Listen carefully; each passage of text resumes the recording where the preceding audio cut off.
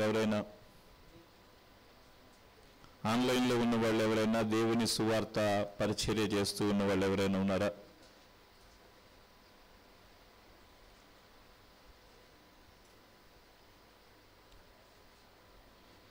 ఆన్లైన్లో ఉన్న వాళ్ళు సంఘాలు కట్టి ఇప్పటికే సేవ చేస్తూ పరిచర్య చేస్తూ ఉన్న వాళ్ళు ఎవరైనా ఉన్నట్లయితే ఎవరు లేరా?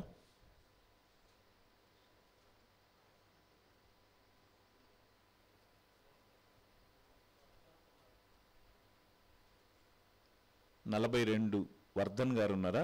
మీరు సేవ చేస్తున్నారా బ్రదర్?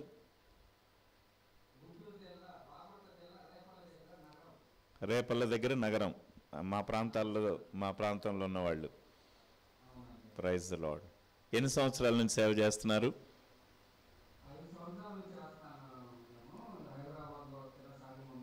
ఓకే,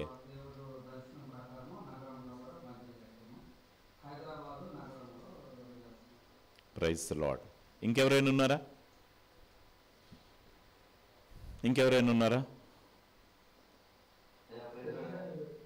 చెప్పండి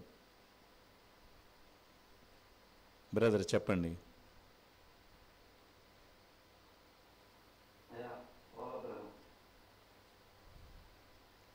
చెప్పండి బ్రదర్. పాల్ అబ్రహాం గారు ఎక్కడి నుంచి? గట్కేశ్వర్. ఓకే,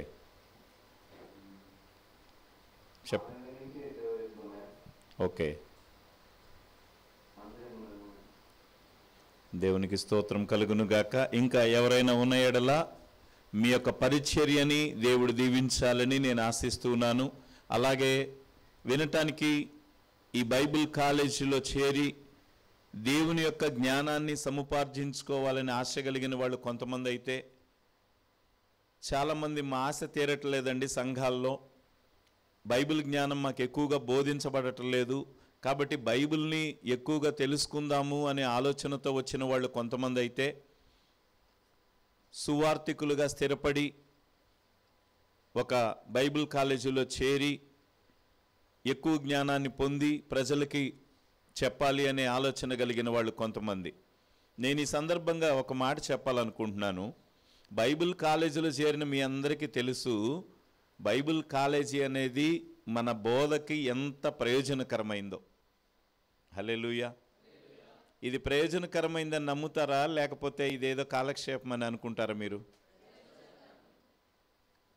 మీరు ఇక్కడికి రాకముందు అనేక మందిలో ఒక ఆలోచన ఉండేది, బైబిల్ మనం కూడా చదువుకొని మన సంఘాల్లో చెప్పేయచ్చు, దేవుని యొద్ద నుండి బోధ తీసుకొని మనం చెప్తే సరిపోదా, పరిశుద్ధాత్మ దేవుడు మనకి తెలియజేయడా, బైబిల్ కాలేజీకే వెళ్ళి మనం నేర్చుకోవాలా, ఎందుకు బైబిల్ కాలేజీలోకి వెళ్ళటం, ఆత్మదేవుడు మనకి బోధించడా, దేవుని దగ్గర నుంచి విజ్ఞానం మనం తెలుసుకోలేమా, వాక్యం చదివి ప్రార్థన చేసినప్పుడు అది మనకు అర్థం కాదా అని చెప్పి చాలాసార్లు అనుకుంటాం. ఏంటి అంత ప్రాముఖ్యత, అక్కడికి వెళ్ళాల్సిందేనా, ఏమి లేకపోయినా పర్వాలేదు, నేను బ్రహ్మాండంగా బోధించేయగలను సంఘాల్లో అని చెప్పి చాలామంది ఇటువంటి అభిప్రాయమే కలిగి ఉంటారు. అయితే నేను మీకు మళ్ళీ చెప్పాల్సిన పని లేదు. ఇప్పుడు బైబిల్ కాలేజీలో చేరిన తర్వాత మీకు అర్థమై ఉంటుంది, బైబిల్ కాలేజీలో చదవని వాళ్ళ జ్ఞానం వేరుగా ఉంటుంది, బైబిల్ చదివి బైబిల్ కాలేజీలో చేరిన వాళ్ళ జ్ఞానం వేరుగా ఉంటుంది. అవునా కాదా? మీరు చెప్పండి. మీ అభిప్రాయం మారిందా లేదా? మీరు చెప్పండి. దేవునికి స్తోత్రం కలుగును గాక. బైబిల్ కాలేజ్ అనేది ఒక కీ లాంటిది అనమాట. అంటే ఒక పెద్ద డోర్ని ఓపెన్ చేయటానికి ఒక చిన్న తాళం ఎలాగ అవసరమో, మీ విజ్ఞానాన్ని ఓపెన్ చేయటానికి ఆ తాళం అనేది చాలా అవసరం. ఆ తాళము అనేది ఒకసారి ఓపెన్ చేస్తే దానిలో ఉన్న దాని అన్ఫినిటీ అనమాట, ఇక అంతం అనేది లేదు. అటువంటి దాన్ని మీరు చూస్తారు. ఈ బైబిల్ కాలేజీకి వచ్చిన తర్వాత మాత్రమే మీకు ఈ యొక్క డోర్ ఓపెన్ చేయబడుతుంది. అంతవరకు మనం ఒక మూర్ఖత్వంలో ఉంటాం, అంతవరకు మనకు తెలిసిందే జ్ఞానం అనుకుంటాం.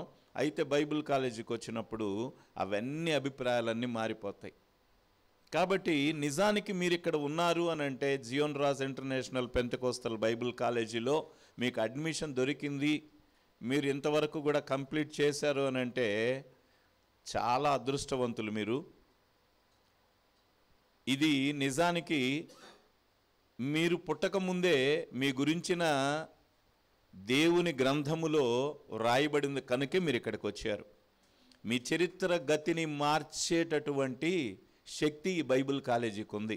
ఎందుకంటే నా చరిత్ర గతిని మార్చింది కాబట్టే, నా విశ్వాసపు స్థాయిని మార్చింది కాబట్టే, ఏ రీతిగా ఒక సామాన్యమైన బోధకుడిగా ఉన్న నన్ను అసామాన్యంగా మార్చిందో అటువంటి శక్తి బైబిల్ కాలేజీకి ఉంది కనుక ఈ బైబిల్ కాలేజీలో చదవటానికి వచ్చిన మీరందరూ ధన్యులు. హల్లెలూయా, హల్లెలూయా. మీకు రాను రాను ఈ విషయం ఇంకా ఎక్కువగా అర్థమవుతుంది. ఇప్పుడైతే కొద్దిగానే అర్థమైంది, రాబోయే రోజుల్లో ఇంకా ఎక్కువగా అర్థమవుతుంది. అయితే ఇప్పుడు నేను మీకు క్లాస్లోకి తీసుకుని వెళ్ళబోతున్నాను. నేను రోమీలకు రాసిన పత్రిక గురించి మీకు సవివరంగా చెప్పటానికి నేను మీ ముందుకు వచ్చాను. రోమీలకు రాసిన పత్రికలో నుంచి అనేకమైన విషయాలు మీకు తెలియచేయటానికి నేను మీ ముందుకి వచ్చాను. దీన్ని గనక మనం గమనిస్తే ఈ రోమీలకు రాసిన పత్రికలో 16 అధ్యాయాలు ఉన్నాయి. 16 అధ్యాయాలు ఉన్నాయి. ఈ 16 అధ్యాయాలు కూడా 16 విషయాల్ని తెలియజేస్తుంది. అంటే పార్ట్లుగా దీని గురించి ఒక్కొక్క అధ్యాయంలో ఒక్కొక్క విషయాన్ని గురించి పౌలు గారు రాశారు. ఇది ఏ సందర్భంలో రాశారు అని అంటే, ఈ పత్రికని పౌలు గారు రాసిన కాలం క్రీస్తు శకము 57వ సంవత్సరం రాశారు. కూర్చోవచ్చా? నేను కెమెరా సెట్ చే.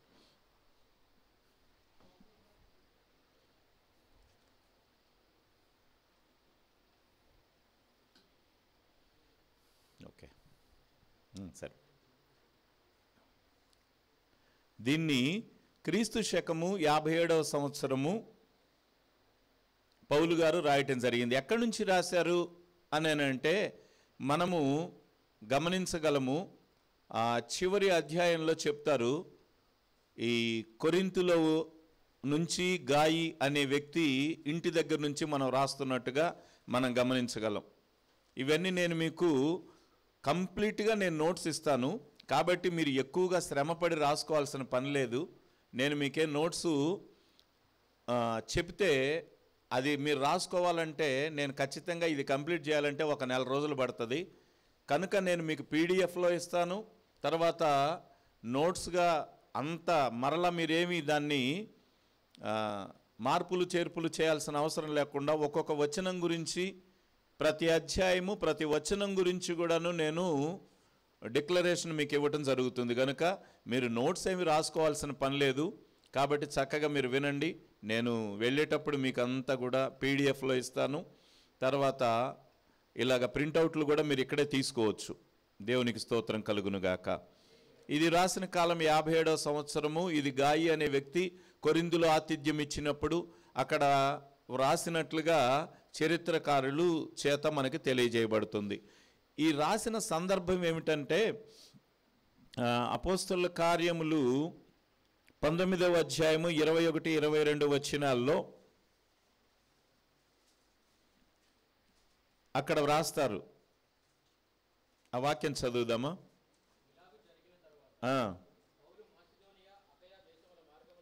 వచ్చి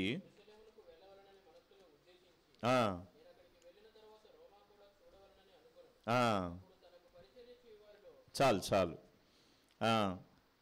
అంటే ఉద్దేశము, ఆ సందర్భము ఏమిటి అని అంటే, ఈ యొక్క 3వ ప్రయాణం ముగించుకున్న తర్వాత పౌలు గారి 3 ప్రయాణాల గురించి మీకు చెప్పారా? అందరికి గుర్తున్నాయా? Praise the lord. మీరు కొత్త నిబంధన చెప్పాలి అని అంటే, పౌలు గారి పత్రికలు చెప్పాలంటే మొట్టమొదట మీకు ఈ 3 ప్రయాణాల గురించి మంచి అవగాహన రావాలి.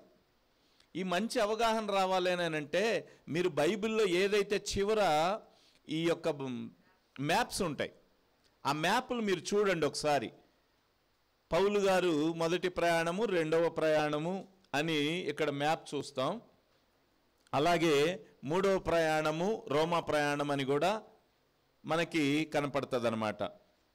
ఇక్కడ మీరు గమనించినట్లయితే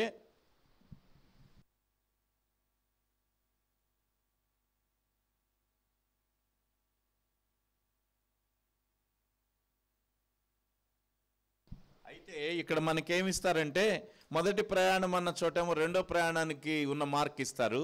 ఇదొకటి కొంచెం తప్పుగా పడింది, కాబట్టి మీరు దయచేసి అర్థం చేసుకోండి. ఇక్కడ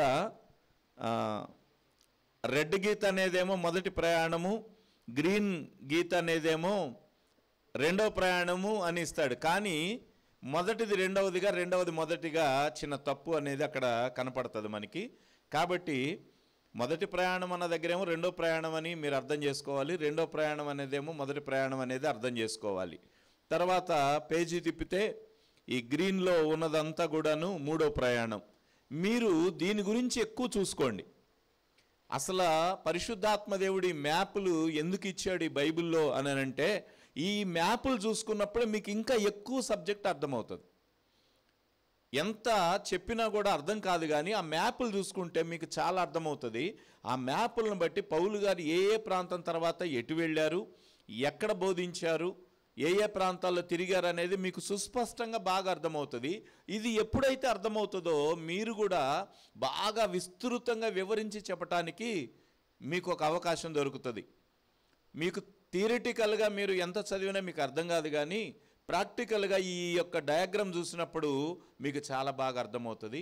కనుక ఎక్కడి నుంచి ఎక్కడికి వచ్చారు, ఏ ఏ ప్రాంతంలో సేవ చేశారు, ఏ ఏ ప్రాంతాలకు దగ్గరగా ఏవేవి ఉన్నాయి అనేది మనకి అర్థమవుతుంది. ఇప్పుడు మీరు చూడండి, ఆ గలతీయా అనే ప్రాంతాలు వచ్చినప్పుడు ఈకోనియా, లుస్త్రా, దెర్బే అనే పట్టణాలు అక్కడ ఉంటాయి.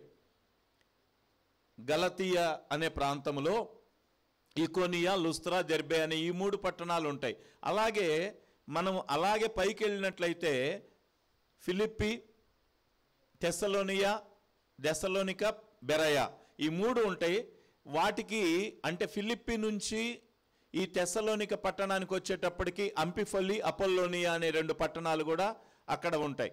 అంటే ఈ 5 పట్టణాలు బైబిల్లో ఎక్కడైనా మనకి టచ్ అవగానే అవంతా కూడా తెస్సలోనిక అనే ప్రాంతానికి సంబంధించినవి. బెరయా, తెస్సలోనిక, ఫిలిప్పి ఈ 3 ప్రాంతాలు, అపోల్లోనియా అనే ప్రాంతము, అంపిఫొలి అనే ప్రాంతం, ఈ 5 ప్రాంతాలు కూడా తెస్సలోనిక, బెరయా సంఘాలకు సంబంధించిన ప్రాంతాలు. అలాగే ఇంకా కొంచెం కిందకు వస్తే మనకి అర్థమయ్యేది ఏంటంటే కొరింథీ సంఘం. ఈ కొరింథీలో కొరింతు, ఏథెన్సు, అకయ, కెంక్రేయ ఈ 4 పట్టణాలు ఉంటాయి. దానికన్నా కిందకు వస్తే మళ్ళా ఎఫెస్ ఉంటుంది.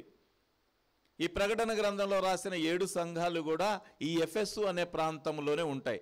ఈ ఎఫెస్సు అనేది దానిని మైనర్ ఏషియా అని పిలుస్తారు. మైనర్ ఏషియా అని దాన్ని పిలుస్తారు. దానిలోనే ఆ ఎఫెస్సులోనే 7 సంఘాలు ఉండటం తర్వాత కాలంలో మనం చూస్తాం. అయితే పౌలు గారు సువార్త ప్రారంభించిన సమయానికి ఆయా ప్రాంతాలకు వెళ్ళలేదు, కానీ 7 సంఘాలకి వెళ్ళలేదు. కానీ ఆయన 3వ ప్రయాణము ప్రారంభించినప్పుడు 3వ ప్రయాణములో లవదొకియ మీదుగా వచ్చినట్లుగా మనకి మ్యాప్ అనేది చూపించడం జరుగుతుంది. ఆయన స్టార్ట్ చేసుకొని గలతీయ, ఫ్రుగియా అనే ప్రాంతాలు సందర్శించుకొని అక్కడ నుంచి లవదొకియ మీదుగా ఎఫెస్ వస్తాడు. ఎఫెస్కు వచ్చి అక్కడ నుంచి మరలా కొరింథీకి, అక్కడ నుంచి మరలా ఫిలిప్పీకి అక్కడికి వెళ్ళినట్టుగా మనం చూస్తాం. కాబట్టి మాసిదోనియా సంఘాలు అని అంటే మనం అర్థం చేసుకోవాల్సింది ఫిలిప్పి, తెస్సలోనిక, బెరయా. కొన్నిసార్లు తెస్సలోనిక అని అంటారు కదా. తెస్సలోనికైలకు రాసిన పత్రిక అని అంటే అర్థం ఏంటంటే అక్కడ ఆ తెస్సలోనిక ఆ చుట్టుపక్కల ఉన్న ప్రాంతాలు అన్నిటినీ కలిపి మాసిదోనియా సంఘాలు అని పిలుస్తారు. హల్లెలూయా. అర్థమవుతుందా? ఏదైనా కష్టంగా ఉందా? అర్థమవుతుందా? Praise the lord. ఈ సందర్భంలో ఆయన 3 ప్రయాణాలు ముగించుకొని 4వ ప్రయాణంగా ఈ యొక్క రోమాను దర్శించి రోమాలో కొన్ని రోజులు ఆగి వాళ్ళ వలన ఆతిథ్యం పొంది అక్కడ నుంచి స్పెయిన్ వెళ్ళాలి అనేది పౌలు గారి యొక్క ఉద్దేశమై ఉన్నది. ఇది రాసిన వాళ్ళు ఎవరు అనంటే రోమిలకు రాసిన పత్రిక 16వ అధ్యాయం 22లో చెప్పబడుతుంది. తెర్తియు అనే ఒక వ్యక్తి. ఈ తెర్తియు అనే ఒక వ్యక్తి యేసుక్రీస్తు ప్రభువారితో కూడా ఉండటం మనం గమనిస్తాము. వాస్తవానికి ఈయన ప్రొఫెషనల్ రైటర్, అంటే లేఖికుడు అన్నమాట. అంటే దస్తావేజులు రాయటానికి ప్రొఫెషనల్ రైటర్స్ ఉంటారు కదా, అలాగే ఈయన క్రీస్తుని విశ్వసించిన వ్యక్తిగా ఉండి ఆయన గురించిన వృత్తాంతము గనక మీరు చూస్తే ఒకసారి నేను మీకు తెలియజేస్తాను.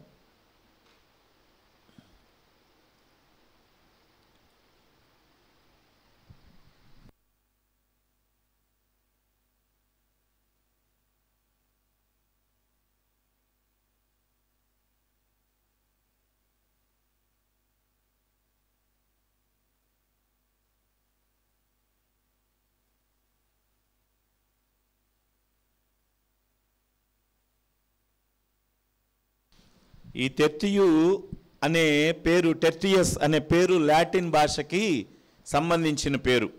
ఈ లాటిన్ భాషకి సంబంధించిన పేరు కాబట్టి ఈయన ఒక రోమన్ అయి ఉండొచ్చు అని బైబిల్ పండితుల యొక్క అభిప్రాయం. ఈ రోమన్ పండితులు, ఈయన ఒక రోమన్ గనుక ఈ రోమీలకు రాసిన పత్రిక ఈయన చేతే రాయించటానికి పౌలు గారు సంకల్పించాడు. ఎంత గొప్ప ఆలోచన మీరు చూడండి. ఒక రోమీలకు రాస్తే అది ఎక్కువగా అంగీకరించబడుతుంది. ఒక యూదులకి రాస్తే, ఇప్పుడు మనం చూస్తున్నాం కదా, ఎవరైనా కూడా ఒక వ్యక్తి ఆ కులానికి చెందిన వ్యక్తి మాట్లాడితే, ఇప్పుడు బీసీ ఉన్నారు, బీసీ కులానికి చెందిన వాళ్ళు మాట్లాడితే వాళ్ళు వింటారు, కానీ ఓసీలకు సంబంధించిన వాళ్ళు చెప్తే వాళ్ళు వింటారా? మా వాళ్ళు కాదు కదా ఇతను, మాకెందుకు చెప్తున్నాడు అని అనుకుంటారు. అందుకనే పౌలు గారు ఒక వ్యక్తిని ఎన్నుకున్నాడు అని అంటే, ఎందుకు ఎన్నుకున్నాడు అని అంటే అతను ఒక రోమన్ అయి ఉన్నాడు. అంతేకాదు అతని యొక్క గొప్పతనం ఏంటంటే అతను ప్రొఫెషనల్ రైటర్, ఆయన బాగా విద్వాంసుడు అనమాట రాయటంలో. అందుకనే ఎంత చక్కగా ఈ రోమిలకు రాసిన పత్రిక రాస్తాడో మనం అర్థం చేసుకోగలం. అయితే ఈయన ఎర్లియర్ డేస్లోనే క్రీస్తుని నమ్ముకొని క్రైస్తవ్యాన్ని పొందాడు. ఒక రోమన్ అయినప్పటికీ కూడా క్రైస్తవుడిగా మారాడు. ఇప్పుడు ఈ క్రైస్తవుడిగా మారిన ఈ వ్యక్తి యేసుక్రీస్తు ప్రభువారి 70 మంది శిష్యులలో కూడా ఒకడుగా లెక్కించబడ్డాడు. మనం అనుకుంటాము యేసుక్రీస్తు ప్రభువారికి 12 మంది శిష్యులని. ఈ 12 మంది కన్నా కూడా అంతకుముందు 70 మంది శిష్యులు అని బైబిల్లో వ్రాయబడింది. అయితే వాళ్ళు ఒకానొక సందర్భంలో వెనక్కి వెళ్ళిపోయారు, కొంతమంది వాళ్ళలో వెనక్కి తిరిగి వేరైపోయారు అని మనకు అర్థమవుతుంది. కానీ అపోస్తుల కార్యాల్లో మనకి తెలిసేది ఏంటంటే, ఒక చిన్న సందర్భాన్ని నేను చూపిస్తా. అంటే 70 మంది మరలా ఎలా ఉన్నారు అనే విషయాన్ని ఈ యొక్క వాక్యం మనకి తేటతెల్లం చేస్తుంది. అపోస్తుల కార్యములు 1వ అధ్యాయం తీయండి.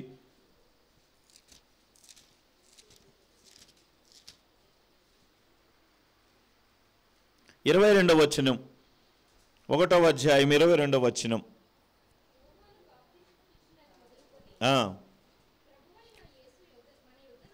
యోహాను బాప్తిస్మమిచ్చినది మొదలుకొని ప్రభువైన యేసు మన యొద్ద నుండి పరమునకు చేర్చుకొనబడిన దినము వరకు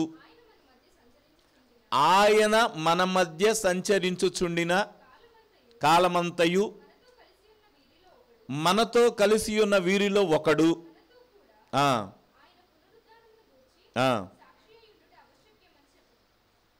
చదువమ్మా. అక్కడ 2 వ్యక్తుల్ని నిలవబెట్టారు. అంటే ఇక్కడ 2 వ్యక్తుల్ని మనం చూస్తున్నాం. ఎవరు వాళ్ళు? యూస్తు అనుమారు పెరుగల బర్సబ్బా అనబడిన యేసేబు, మత్తియా అప్పుడు వారు యూస్తు అనుమారు పెరుగల బర్సబ్బా అనబడిన యేసేపు, మత్తియా అను 2 నిలువబెట్టి, ఇక్కడ 2 నిలవబెట్టారు. ఈ 2 కూడా ఎక్కడి నుంచి వచ్చారంట? యథాలాపంగా ఎన్నుకోలా. చాలామందికి తెలియదు అదే. అందుకనే బైబిల్ కాలేజీ చదివితే ఇలా వాక్యాన్ని తరచి తరచి తరచి చూస్తే కానీ అర్థమవుతుంది. వాస్తవానికి చాలామంది అభిప్రాయం ఏంటంటే వాళ్ళతో కూడా కలిసి ఉన్న వాళ్ళలో ఒకడిని ఎన్నుకున్నారు సహవాసంలో కానీ అనుకుంటారు. కానీ అక్కడ ఏం చెప్పబడింది వాక్యంలో? బాప్తిస్మం ఇచ్చిన యోహాను దగ్గర నుంచి మొదలుకొని, అంటే యేసుక్రీస్తు ప్రభు శిష్యులుగా ఏర్పాటు చేసుకున్న దినము మొదలుకొని మనతో కూడా ఉన్న వీరిలో, అంటే ఇంకా అక్కడ కొంత గుంపు ఉంది, అంటే అనేక మంది గుంపు ఉన్నారు అక్కడ. అయితే వారిలో 2 యోగ్యులు, వారిద్దరిని ముందుకు తీసుకొచ్చారు, ఒకళ్ళని ఎన్నుకున్నారు. దేవునికి స్తోత్రం కలుగును గాక. అంటే ఇక్కడ ఈ 70 మంది గురించిన ప్రస్తావన ఇక్కడ మనకి కనపడుతుంది. అలాగే ఇతను కూడా ఈ 70 మందిలో ఒక శిష్యుడిగా లెక్కించబడ్డాడు. దేవునికి స్తోత్రం కలుగును గాక. ఈ 70 మంది శిష్యులు అందరూ వెనక్కి తగ్గి వేరైపోలేదు. వీళ్లలో అనేక మంది ఈ 70 మంది శిష్యుల్లో ఉన్నారు ప్రథమం నుంచి. తర్వాత వచ్చిన వాళ్ళలో కొంతమందిని తప్పిపోయినప్పుడు ఆ 70 మందిలో ఆ ప్లేస్ ఎవరైతే పోగొట్టుకున్నారో ఆ యోగ్యులని ఎంచబడిన వారికి ఇవ్వబడింది. అంటే ఇప్పుడు యూదా, ఇస్కరియోతు యూదా తప్పిపోయాడు. ఇప్పుడు అతని స్థానం ఎవరికి వచ్చింది? మత్తీయ అనే వ్యక్తికి వచ్చింది. అలాగే ఈ 70 మందిలో కూడా కొంతమంది స్థానాలు పోగొట్టుకున్నారు, వాళ్ళు వెనక్కి దగ్గర వేరైపోయారు. అయితే తర్వాత కడమ విశ్వాసములో వచ్చిన వాళ్ళకి, తర్వాత కొన్ని రోజుల తర్వాత విశ్వాసములో క్రీస్తును వెంబడించిన వారికి, అపోస్తలులో శిష్యులుగా ఉన్న వారిని వెంబడించిన వారికి ఆ యొక్క పదవిని ఇవ్వటం జరిగింది. దేవునికి స్తోత్రం కలుగునుగాక. మీరు గమనించండి, ఆ 70 మంది శిష్యులు కూడా ఉన్నారు. ఆ 70 మందిలో ఒక వ్యక్తిగా ఈ తెర్తియు అనే వ్యక్తి కూడా ఉన్నాడని మనం తెలుసుకోగలం. ఈయన ప్రొఫెషనల్ రైటరు మరియు ఒక రోమన్ వ్యక్తి గనుక, ఒక రోమీలకు రాస్తే ఇంకా బాగా ఆదరిస్తారు అనే విశ్వాసంతో ఆయన ఈయనతోటి రాపించడం జరిగింది.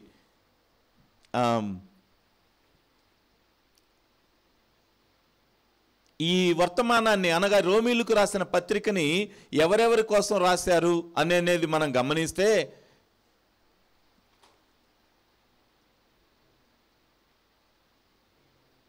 ఇది రోమీలకు తనల్ని ముందుగా పరిచయం చేసుకోవటానికి, తర్వాత తన వర్తమానాన్ని ముందుగా తెలియచేయటానికి, అంతేకాక అక్కడ ఉన్న రోమీలకి, యూదులకి, అన్య జనాంగానికి అందరికీ కూడా ఈ యొక్క పత్రిక రాయటం జరుగుతుంది. ఎవరెవరికి రాస్తున్నాడు ఈ పత్రిక అంటే, రోమీలకి తన గురించిన సంపూర్ణమైన విషయాన్ని తెలియచేయటానికి, తర్వాత అన్యజనులకు, యూదులకు అందరికీ కూడా తెలియజేయడం జరుగుతూ ఉంది. మనం గనక బైబిల్ గ్రంథంలో గమనిస్తే అపోస్తలులకు రాయబడిన పత్రికలో చివరి అధ్యాయంలో ఈ యొక్క వృత్తాంతం అంతా కూడా మనం గమనించగలం.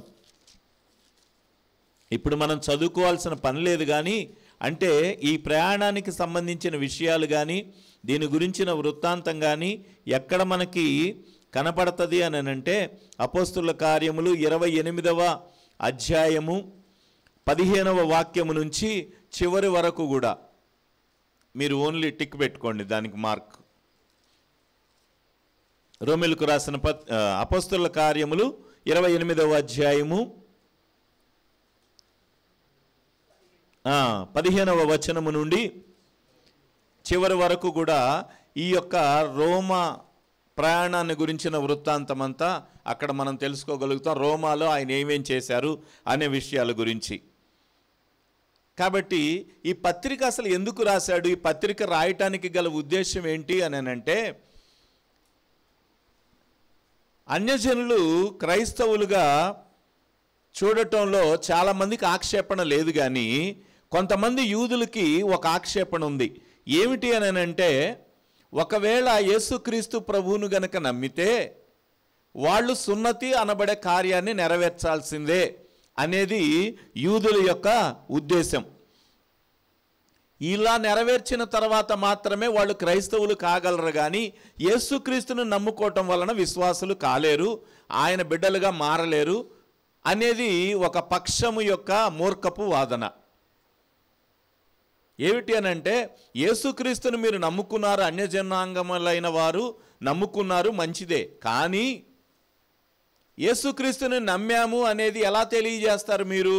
విశ్వాసం ద్వారా మేము నమ్మామంటున్నారు కాబట్టి మేము దాన్ని అంగీకరించలేము. మీరు క్రీస్తులోకి వచ్చినట్లుగా మేము దాన్ని అంగీకరించలేము, కనుక మీరు సున్నతి చేసుకోవాల్సిందే అని చెప్పి ఒక పక్షము మూర్ఖపు వాదన. అంతేకాదు,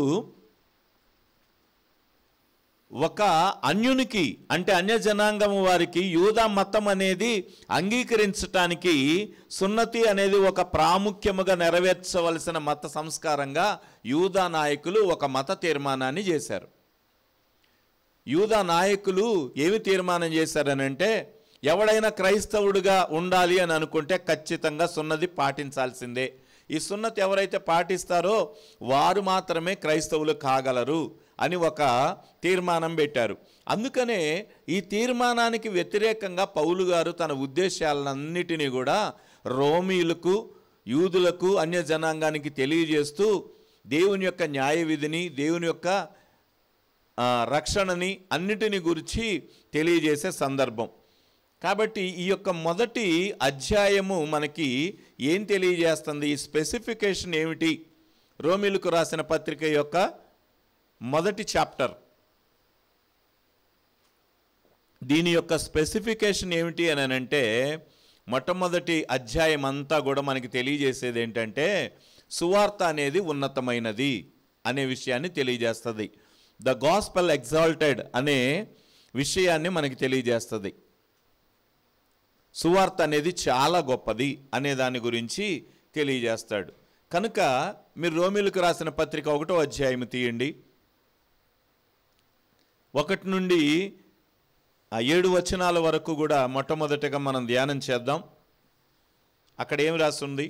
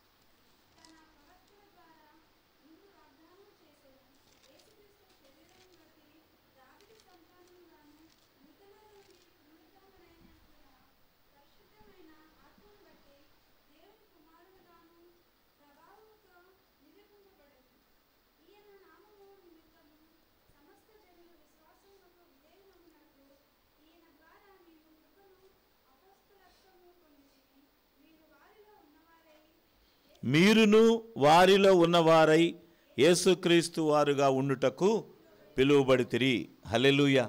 మొట్టమొదట చెప్తున్న సంగతి ఏమిటనంటే, యేసుక్రీస్తు దాసుడును అపోస్తలుడుగా నుండుటకు పిలువబడిన వాడను, దేవుని సువార్త నిమిత్తము ప్రత్యేకింపబడిన వాడనునైన పౌలు రోమాలో ఉన్న దేవుని ప్రియులందరికీ అనగా పరిశుద్ధులుగా ఉండుటకు పిలువబడిన వారందరికీ శుభము అని చెప్పి, అంటే మొట్టమొదటిగా పౌలు తాను పరిచయం చేసుకుంటున్నాడు. ఏమని?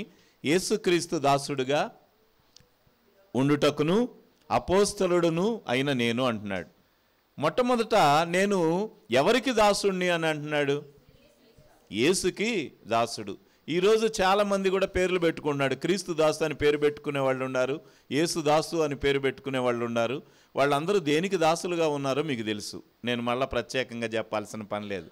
ఈ లోకంలో మరియదాసు, యేసుదాసు, క్రీస్తు దాసు అని పేరు పెట్టుకునే వాళ్ళు దేనికి దాసులుగా ఉన్నారు? కానీ ఇక్కడ పౌలు గారు చెప్తాడు, మొట్టమొదటి వచనములోనే యేసుక్రీస్తు దాసుడను, నేను ధనానికి దాసుడిని కాదు, లేకపోతే నేను కీర్తికి దాసుడిని కాదు, లేదా నేను ఇక ఈ లోకములో సృష్టించబడిన దేనికిని దాసుడను కాను. ఎందుకు ఈ మాట చెప్పాడు అని అంటే, అక్కడ మనం ఒక విషయం అర్థం చేసుకోవాలి. ఆ చివరిలో చెప్తాడు ఏమని అని అంటే, నేను పరిశుద్ధుల కొరకైన చందా నిమిత్తమై నేను ఈ 3వ ప్రయాణాన్ని ప్రారంభించాను అంటాడు. అంటే యెరూషలేములో ఉన్న కొంతమంది పరిశుద్ధులు అనగా దేవుని యొక్క వాక్యమును బోధించేవారు, సంఘాల కొరకు ప్రార్థన చేసేవాళ్ళు, ఆత్మల కొరకు ప్రార్థన చేసేవాళ్ళు, వీళ్ళందరినీ మనము ఇక్కడ గమనిస్తే అపోస్తుల కార్యముల్లో 14వ అధ్యాయంలో వీళ్ళ గురించిన వృత్తాంతము మనం చూడగలం. చూడండి, అపోస్తుల కార్యములు 14వ అధ్యాయము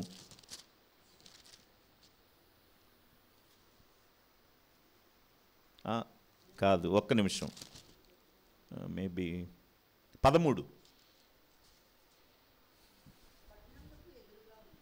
13వ అధ్యాయము అపోస్తుల కార్యములు.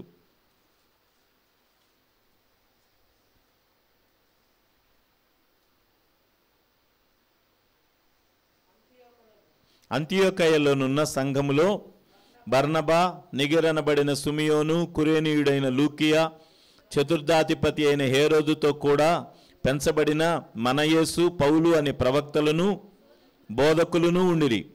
వారు ప్రభువును సేవించుచు ఉపవాసము చేయుచుండగా, అనగా ఇక్కడ ఉన్న వాళ్ళు ఇలాగే ఇంకా అనేక మంది యెరూషలేములో కూడా అనేక మంది అన్యజనుల విడుదల కొరకు ప్రార్థన చేసేవాళ్ళు. వీళ్ళందరూ సెయింట్స్ అన్నమాట. వీళ్ళందరూ ప్రవక్తలుగా ఉన్నారు, పరిశుద్ధులుగా ఉన్నారు. వీళ్ళందరూ చేసే పని ఏంటంటే పొద్దున్న లేచిన దగ్గర నుంచి పరిశుద్ధాత్మ వలన ప్రేరేపించబడి అనేక మంది రక్షణ కొరకు ప్రార్థన చేయటం, అనేక మంది కొరకు ఇలా సువార్థికులను సిద్ధపరచి పంపించడమే వీళ్ళ పని. కాబట్టి వీళ్ళ కోసం కొంత ధనాన్ని సేకరించాలనుకున్నాడు. కాబట్టి పౌలు ఈ 3వ ప్రయాణంలో ఈ ఫిలిప్పీలు సంఘాల్లో అలాగే కొరింథీ సంఘాల్లో కొంతమంది మనకి ఆ యొక్క పౌలు గారికి వారు ఆ యొక్క కానుక ఇవ్వాలి అని సంకల్పం చూపించిన వారుగా ఉన్నారు. కనుక దీన్ని నేను తీసుకొని వెళుతున్నాను గనుక ఒకవేళ పౌలు గారు ధనం సేకరిస్తున్నాడు కాబట్టి డబ్బు మీద ఏదైనా ఆశ కలిగి ఉన్నాడేమో అని అనేక మంది ఏదన్నా ఒక చెడు అభిప్రాయం కలిగి ఉంటారేమో అనే ఉద్దేశంతో ఏమనుకున్నాడంటే, నేను ధనానికి దాసుడిని కాదు, ఎందుకు ఒకవేళ నేను ధనం సేకరిస్తున్నానంటే అది యెరూషలేములో ఉన్న పరిశుద్ధుల కోసమే, సెయింట్స్ కోసమే తప్ప నేను ఇంకా దేనికోసం కూడా సేకరించట్లేదు అని తెలియజేస్తూ, నేను దేవునికి దాసుడుగా ఉన్నాను, ఇంకా దేనికి సిరికి కానీ బంగారానికి కానీ లేకపోతే వస్త్రాలకు కానీ లేకపోతే నేత్రాశ, లోకాశ, జీవపుడంబం అనే దేనికి కూడా నేను లోబడి లేను అని తెలియజేస్తూ రెండవ మాటగా అంటాడు, నేను అపోస్తలుడుగా ఉన్నవాడని అని చెప్పి అంటాడు. అపోస్తలుడుగా ఉన్నవాడు ఎలా ఉంటాడో మొదటి సంఘకాలానికి తెలియాల్సిన అవసరం లేదు. ఎందుకంటే యేసుక్రీస్తు ప్రభు మత్తయి సువార్త 10వ అధ్యాయం 5వ వచనంలో ఏదైతే చెప్పారో మీరు గమనించండి, అతీయన్నమ్మ. మత్తయి సువార్త 10వ అధ్యాయం 5వ వచనం, పంపుచు చూచి ఏమనగా వెళ్ళకుడి,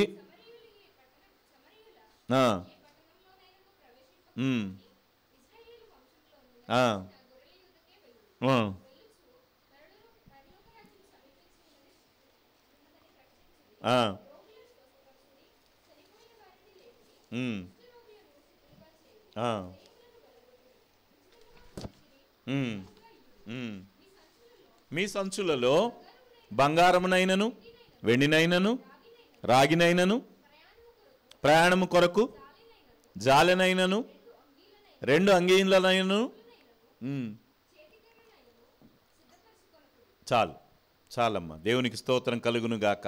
అపోస్తలుడుగా వెళ్ళుచున్నవాడు ఎలా వెళ్ళాలి అనే ఉద్దేశాన్ని ప్రభువారు ఇక్కడ తెలియజేశాడు. అందుకనే ఇక్కడ పౌలు గారు కూడా నేను అపోస్తలుడునుగా వచ్చుచున్నాను. అపోస్తలుడు అంటే అర్థం ఏంటి? దేవునికి స్తోత్రం. పంపబడిన వాడి గురించి పంపినవాడు అన్ని జాగ్రత్తలు తీసుకుంటాడా లేదా? తీసుకుంటారా లేదా చెప్పండి. హల్లెలూయా. జెంట్స్ ఏం మాట్లాడట్లేదు, మీరు మౌనంగా ఉండాల్సిన పని లేదు. మీరు కూడా లేడీస్ కన్నా గట్టిగా మాట్లాడాలి.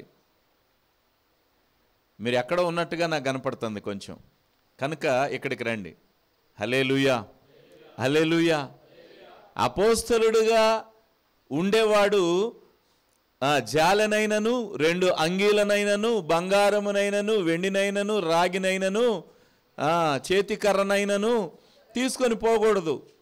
అప్పుడే వాడు అపోస్తలుడు. కానీ ఈరోజు చాలామంది మేము అపోస్తలుడు అని పెట్టుకుంటున్నారు. ముందు పేరుకు ముందు అపోస్తలుడు అని పేరు పెట్టుకుంటున్నాడు. అంటే అపోస్తలుడు అంటే ఏందో అర్థం తెలుసుకోండి ముందు. అది తెలుసుకున్న తర్వాత పెట్టుకుందరు కానిలే. అది తెలియక ముందే అపోస్తలుడని బిరుదు ఎందుకు మీకు? రెవరెండ్లనే బిరుదులు ఎందుకు? దేవుడి చేత ఏదైనా పెట్టబడాలి, కానీ మనకై మనం పెట్టుకుంటే అది మన పక్కన ఉండదు. దేవునికి స్తోత్రం. హల్లెలూయా, హల్లెలూయా. చాలామంది అపోస్తలుడు అని పేరు పెట్టుకుంటారు. వాళ్ళకి బెంజ్ కార్లు, ఎస్కార్ట్లు, బౌన్సర్లు ఉంటారు. వాళ్ళేమో అపోస్తలులని పేరు పెట్టుకుంటారు. వాళ్ళ అపోస్తలులని బైబిల్ పిలుస్తుందా? కాదు కదా. అందుకనే పౌలు గారు అంటాడు, నేను అపోస్తలుడుగా వచ్చాను. యేసుక్రీస్తు ప్రభు యొక్క శిష్యులు ఎలాగైతే పంపబడ్డారో నేను కూడా అలాగే అపోస్తలుడుగా వస్తున్నాను. అంటే నా కోసం నేనేది సంపాదించుకోవటానికి కానీ నేనేది కలిగి కూడా మీ మధ్యకి రావటం లేదు.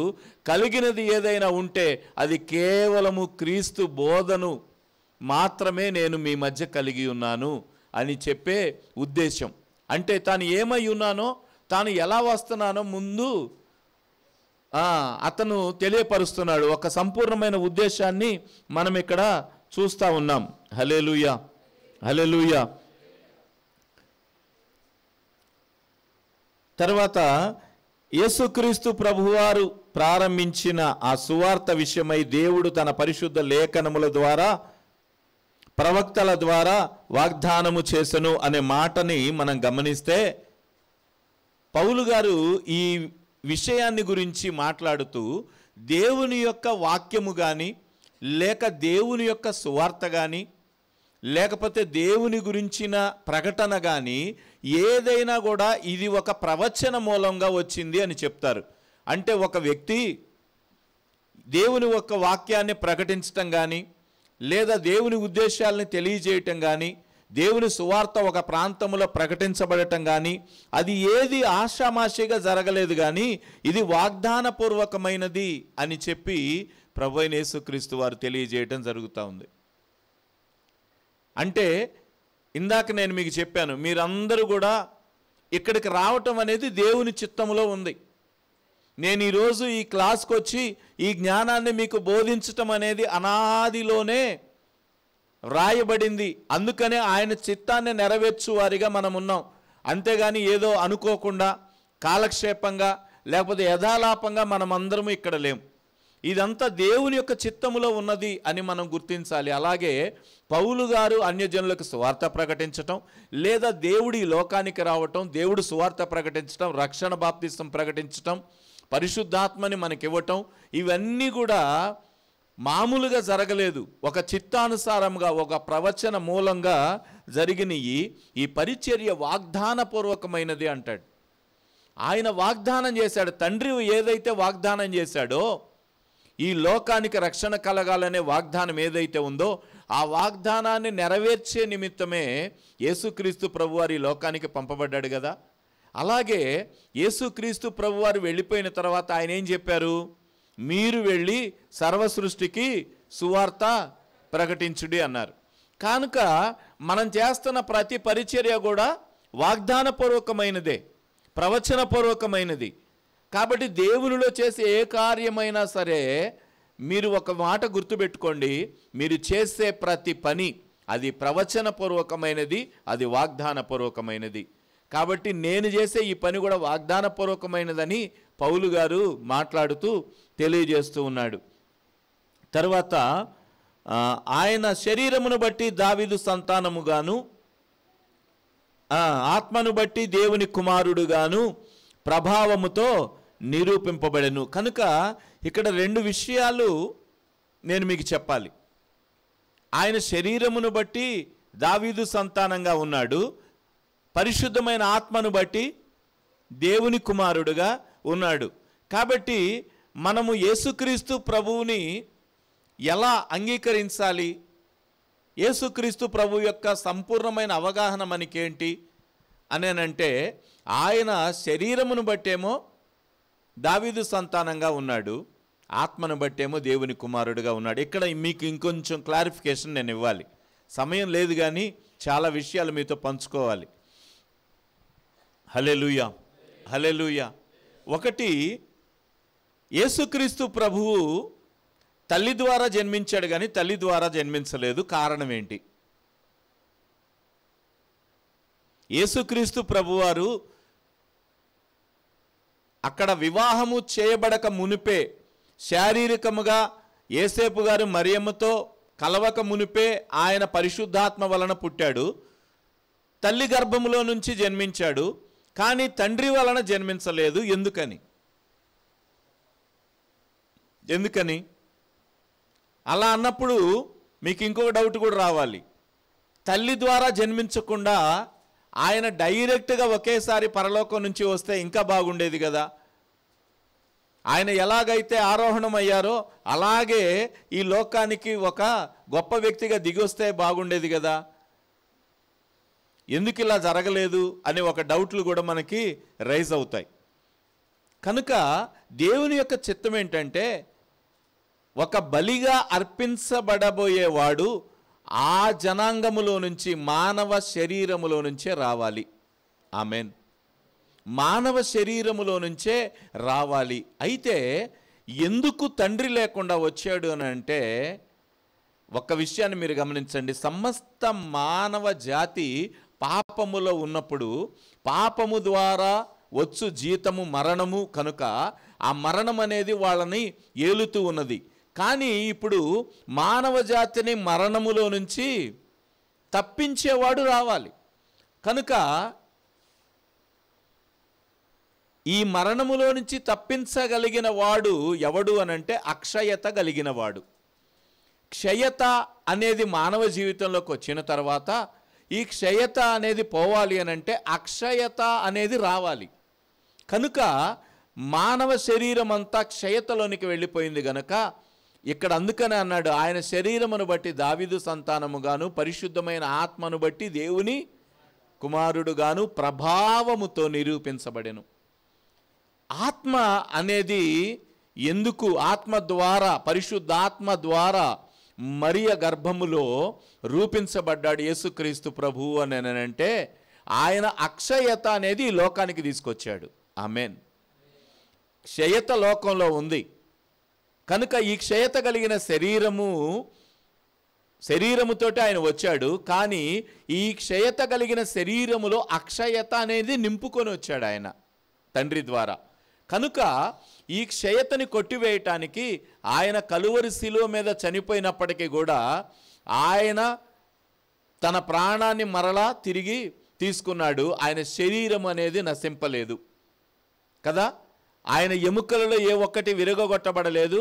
ఆయన శరీరము చీకిపోలేదు లేదా కుళ్ళు పట్టలేదు. ఈ కుళ్ళు పట్టలేదు అన్నప్పుడు మనకు అర్థమవుతుంది, ఈ అక్షయత అనేది ఆయన శరీరములో ఉంది కనుక ఆయన శరీరము కుళ్ళు పట్టలేదు. ఇప్పుడు యేసుక్రీస్తు ప్రభువారు కూడా ఆ అక్షయత ద్వారానే మనల్ని ఈ క్షయత నుంచి దాటించేవారుగా ఉన్నారు.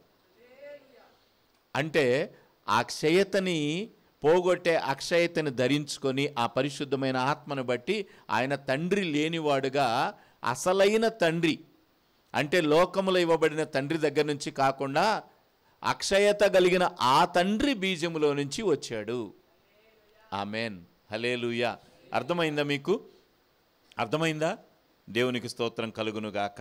అందుకని ఇక్కడ అంటాడు, ఆయన శరీరమును బట్టి దావీదు సంతానంగా పుట్టాడు, కానీ ఆయన జీనియాలజీ ఎక్కడ ఉంది అని అంటే, తండ్రి అయిన దేవుని యొద్ద నుండి పరిశుద్ధమైన ఆత్మను బట్టి ఆయన జన్మించాడు. ఆమెన్. హల్లెలూయా. తర్వాత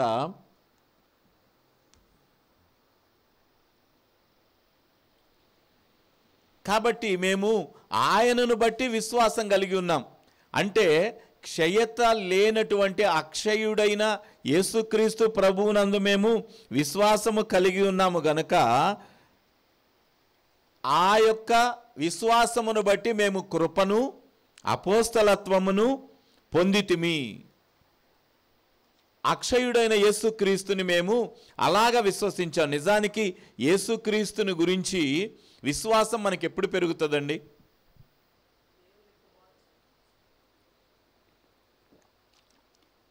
విశ్వాసం పెరగాలంటే ఏం చేయాలి? విశ్వాసం పెరగాలంటే ఏం చేయాలి? చెప్పండి మీరు. బైబిల్లో క్లారిటీగా ఉంది. వినుట వలన విశ్వాసము కలుగును. ఆ విశ్వాసం అనేది క్రీస్తు యేసును గురించిన మాట వలన కలుగును. అంటే యేసు క్రీస్తుని గురించి ఎక్కువగా ఎక్కడైతే మీరు వింటారో, ఎప్పుడైతే తెలుసుకుంటారో అప్పుడు విశ్వాస నిజానికి మీలో నింపబడుతుంది. మీరు ఎక్కువ ప్రార్థన చేసినంత మాత్రాన విశ్వాసం మీలోకి రాదు. ఎక్కువ సహవాసం చేసినంత మాత్రాన మీలో విశ్వాసం రాదు. ఎప్పుడైతే లేఖనాలను అనుసరించి ఆయన యొక్క కృప గురించి, ఆయన యొక్క అక్షయత గురించి, ఆయన యొక్క మహిమ గురించి, ఆయన త్యాగం గురించి, ఆయన ప్రణాళికల గురించి, ఆయన ఉద్దేశాల గురించి తెలుసుకుంటారో అప్పుడు మాత్రమే నిజమైన విశ్వాసం మీకు కలుగుతుంది. ఆమేన్. హల్లెలూయా, హల్లెలూయా. అయితే దురదృష్టవశాత్తు మీకు దావీదును గురించి తెలిసినంతగా యేసు ప్రభువుని గురించి తెలుసా? అబ్రహాం గారి గురించి చెప్పమంటే అసలు ఎన్ని స్టోరీలైనా మీరు చెప్తారు, కానీ యేసుక్రీస్తుని గురించి చెప్పమంటే మీరు చెప్పలేరు. కారణం ఏంటంటే విశ్వాసం అనేది కార్యసాధకం కావాలి అని అంటే యేసుక్రీస్తు గురించి మీరు ఇంకా ఎక్కువగా తెలుసుకోవాలి. ఆ ఎక్కువగా రోమీలకు రాసిన పత్రికలో చాలా వరకు విషయాలు తెలియజేస్తాయి. యేసుక్రీస్తు ప్రభు అంటే ఏంటో, ఆయన మనసు ఏంటో, ఆయన ఉద్దేశం ఏంటో, ఆయన త్యాగం ఏంటో, ఆయన ప్రణాళిక ఏంటో, ఇవన్నీ కూడా తెలియజేయబడతాయి. కనుక మనం ఇంకా ముందు ముందు తెలుసుకుందాం. దేవునికి స్తోత్రం కలుగును గాక. హల్లెలూయా. తర్వాత 11, దాని తర్వాత 7వ వచనం తర్వాత 8, 9, 10 వచనాల్లో మళ్ళీ ఇంకా టైము ఉండదు కాబట్టి మీరు చదవాల్సిన పని లేదు. నేను దాని యొక్క అర్థాన్ని నేను వివరిస్తాను. ఎందుకంటే మనం ఇలా కంటిన్యూ చేస్తా పోయినా ఇన్ని మర్మాలు ఇవన్నీ మీరు తెలుసుకునేటప్పటికీ అసలు మీ మైండ్ కూడా డైజెస్ట్ కాదు. ప్రతి ఒక్క వచనములో ఒక మర్మం ఉంది. రోమీలకు రాసిన పత్రికలో ప్రతి ఒక్క వచనములో ఒక మర్మం ఉంది. ఇవన్నీ తెలుసుకునేటప్పటికీ మీరు సహజంగా, నేనంటే దీని మీద రీసెర్చ్ చేస్తున్నాను కాబట్టి నేను డైజెస్ట్ చేసుకోగలిగాను. మీరు డైజెస్ట్ చేసుకోవడానికి కొంత టైం పడుతుంది.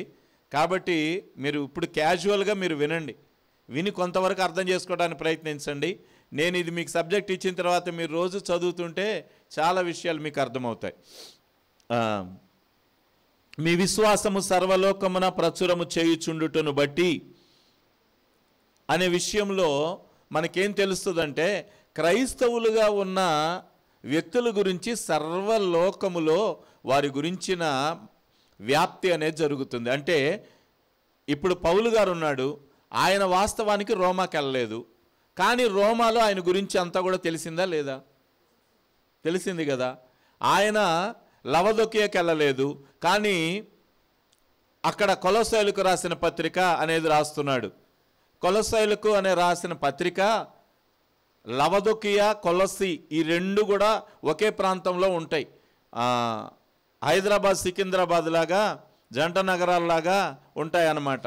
కనుక మళ్ళీ ఈ లవదొకియా అనేది ఎక్కడ అనేది మీరు ఆలోచించకండి.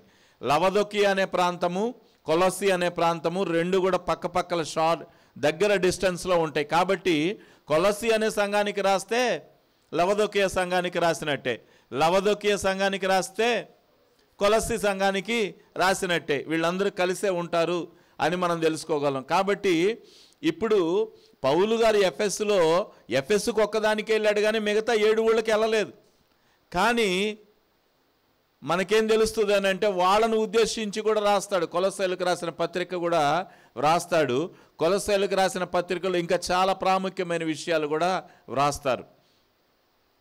వాళ్ళ పరిచయం లేకపోయినా కూడా రాస్తున్నారు అని అంటే ఈయన గురించిన విషయాలు వారికి తెలుసు. అలాగే క్రీస్తులో నువ్వు పని చేస్తున్నావనంటే నిన్ను ఎరుగని వారికి కూడా పరిశుద్ధాత్మ దేవుడు నిన్ను గురించి ప్రచురం చేస్తాడు. సర్వలోకమున మీరు చేయుచున్న సువార్త మీరు ఆ ప్రాంతానికి వెళ్ళకపోయినా మీ గురించి వారికి తెలియజేస్తుంది. దేవునికి స్తోత్రం. కాబట్టి మీరు సువార్త చేయటం అనేది ఎంత గొప్ప విషయం. సువార్త అనేది మీరు జరిగిస్తే మీరు ఎరుగని ప్రాంత ప్రజలు కూడా మీ గురించి చెప్పుకునేవారుగా ఉంటారు. ఇప్పుడు చాలామంది బైబిల్ని మన దగ్గరికి తీసుకొని వచ్చిన అనేక మంది భక్తుల గురించి, అనేక మంది అమెరికన్ భక్తుల గురించి, జర్మనీలో ఉన్న భక్తుల గురించి, మనం అనేకసార్లు మాట్లాడుకుంటున్నాం కదా జార్జ్ ముల్లర్ గారి గురించి, ఇంకా అనేక మంది, ఒకళ్ళని చెప్పడానికి లేదు, వాళ్ళందరి గురించిన వృత్తాంతం అంతా కూడా మనకి తెలుస్తూ ఉంటుంది. చాలామంది వ్యక్తుల గురించి మనం చూడలేదు, మనం వినలేదు వాళ్ళ మాటలు, కానీ మనకి తెలుస్తుంది అని అంటే వాళ్ళు సువార్త జరిగించారు కాబట్టే ఆ సువార్తను బట్టి మన మధ్యకి వాళ్ళు వచ్చారు. వాళ్ళ విశ్వాసం మన మధ్య కార్యసాధకమైంది. వాళ్ళు చెప్పిన మాటలు మన హృదయంలో తీసుకుంటున్నాం. అలాగే మీరు కూడా సువార్త చేస్తున్నారు కాబట్టి మీరు చెప్పిన మాటలు మీరు ఎరిగిన వారి మధ్యకే కాదు, మీరు ఎరగని వారి మధ్యకి కూడా మిమ్మల్ని తీసుకొని వెళ్ళేలాగా ఉంటాయి. హల్లెలూయా, హల్లెలూయా. కనుక ఇటువంటి సువార్తని నేను మీ మధ్య ప్రకటించటానికి వీలు కలగాలి అని చెప్పి దేవుణ్ణి బ్రతిమాలు కొనుచు ఎల్లప్పుడూ జ్ఞాపకం చేసుకుంటున్నాను, దీనికి దేవుడే సాక్షి అని చెప్పాడు. అయితే ఈ మాట ఎందుకు చెప్పాడు అని అంటే, సువార్త చెప్పాలి అని అంటే కూడా మన ఉద్దేశం ప్రకారం కాదు, కానీ అది దేవుని చిత్తం కూడా అయి ఉండాలి. హల్లెలూయా. సువార్త చెప్పాలంటే వాస్తవానికి నేను 1 సంవత్సరం క్రితం ఈ సబ్జెక్ట్ని నేను ప్రిపేర్ చేసుకొని ఉన్నాను, కానీ చెప్పడానికి నాకు ఇప్పటి వరకు అవకాశం రాలేదు. దేవుడు ఇప్పుడు ఇటువంటి గొప్ప సదవకాశాన్ని ఇచ్చాడు. హల్లెలూయా. మీరు గమనించండి, మరి ఎన్ని రోజులు నాకు ఎందుకు ఇవ్వలేదు అవకాశం? అది దేవుని చిత్తం కాలేదు. ఇప్పుడు దేవుని యొక్క చిత్తమైంది కనుక దైవజనులను ప్రేరేపించి ఈ రీతిగా నేను మీ మధ్య వాడబడటానికి దేవుడు సంకల్పించిన సందర్భం. ఎందుకు ఈ మాట పౌలు రాస్తున్నాడంటే, వాస్తవానికి నేను వచ్చి మీ మధ్య పరిచర్య చేసి మీకు ఇంకా దేవుని గురించిన విషయాలు అనేకమైనవి చెప్పాలి అని అనుకుంటున్నాను, కానీ అలా చెప్పాలి అనేది నా ఉద్దేశమై ఉన్నప్పటికీ కూడా దేవుని చిత్తం కూడా కావాలి అని నేను ఎంతో ఉద్దేశంతో నేను ప్రార్థన చేస్తున్నాను. అలాగే దీనికి దేవుడే సాక్షి. నిజంగా నేను దీని గురించి అడుగుతున్నానని మీకు తెలియాలంటే దేవుని సాక్షిగా పెట్టి అడుగుతున్నాడు. ఎందుకనంటే అపోస్తుల కార్యములు 16వ అధ్యాయము 6వ వచనములో ఒక మాట మీరు చదవండి. 16వ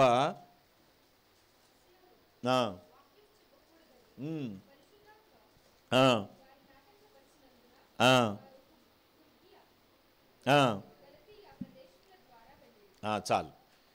ఆసియాలో దేవుని యొక్క వాక్యము చెప్పకూడదని పరిశుద్ధాత్మ అంటే ఎఫెసు ప్రాంతాల్లో మొట్టమొదట సువార్త చెప్పకూడదని ఆటంకపరిచినప్పుడు వాళ్ళు గలతీయ, ఫ్రుగియా అనే ప్రాంతాలు దాటి వెళ్ళినట్లుగా మనం ఇక్కడ చూస్తున్నాం. కాబట్టి మనకు ఉద్దేశం ఉన్నంత మాత్రాన కాదు, కానీ పౌలు గారి లాంటి ఆత్మవశుడైన వ్యక్తిని కూడా అక్కడ వాక్యాన్ని చెప్పనీయలేదు అని అంటే అప్పుడు అది సందర్భం కాదు.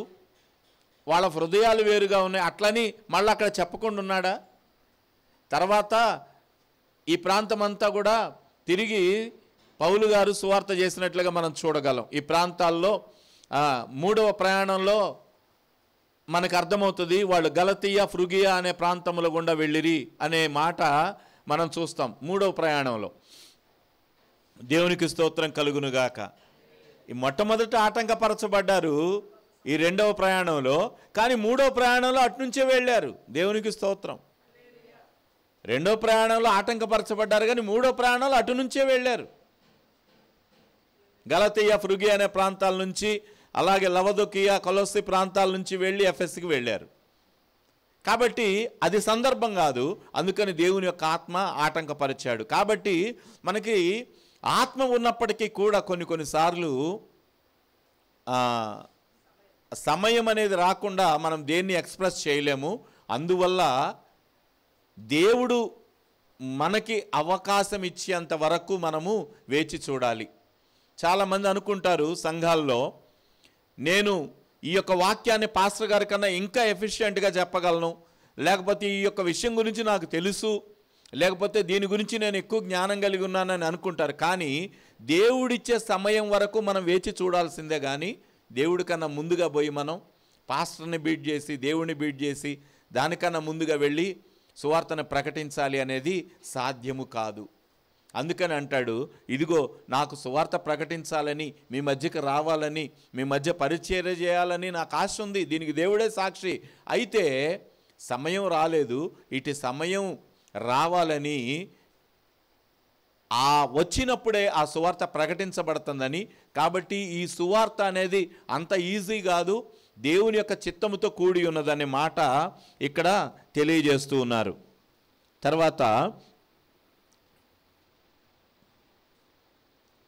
11-12 వచనాల్లో మనం చూస్తే, మీరు కలిగి ఉన్న విశ్వాసము చేత స్థిరపడవలనని, అంతేకాక మీ విశ్వాసము మాకు చెప్పుట ద్వారా, మా విశ్వాసం మీతో పంచుకొనుట ద్వారా ఆదరణ పొందాలని, అది విశ్వాసం పెరగటానికి కారణమవుతుంది. కనుక విశ్వాసం అనేది పెరగాలి అని అంటే ఒకళ్ళ విశ్వాసం ఒకళ్ళు పంచుకోవాలి అనే మాట కూడా ఈ యొక్క సువార్త పనిలో ఒక గొప్ప విషయంగా పౌలు గారు చూపిస్తున్నారు. నేను మొట్టమొదట చెప్పాను, సువార్త అనేది ఎలా గొప్పది అనే దాని గురించి చెప్తూ నేను ఈ పత్రిక రాస్తున్నానంటే నా యొక్క అభిప్రాయాలు మీతో పంచుకుంటున్నాను. మీ అభిప్రాయాలు, మీ ఉద్దేశాలు, మీ విశ్వాసం నాతో పంచుకున్నప్పుడు ఈ రెండు పరస్పరంగా క్రైస్తవులైన వాళ్ళు ఇటువంటి విశ్వాసాన్ని ఒకళ్ళతో ఒకళ్ళు పంచుకున్నప్పుడు అది చాలా గొప్పగా ఉంటుందని చెబుతూ, ఇందు నిమిత్తమై మీరు విశ్వాసములో గనులైన వారుగా ఉన్నారు కాబట్టి, మీ విశ్వాసములో రోజు రోజుకి పెరుగుచున్న వారుగా ఉన్నారు కాబట్టి ఈ ఆత్మ సంబంధమైన కృపావరములు మీకు ఇవ్వాలని నేను ఆశపడుతున్నాను అని చెప్పారు. హల్లెలూయా, హల్లెలూయా. కృపావరాలు మనకి తెలుసు కదా, కొరింథీయులకు రాసిన పత్రికలో ఉన్నాయి కదా. ఒక్కసారి ఆ కృపావరాలని మనం ధ్యానం చేసుకొని ముందుకెళ్దాం. కొరింథీయులకు రాసిన పత్రిక 9వ అధ్యాయము 12 చదవండి.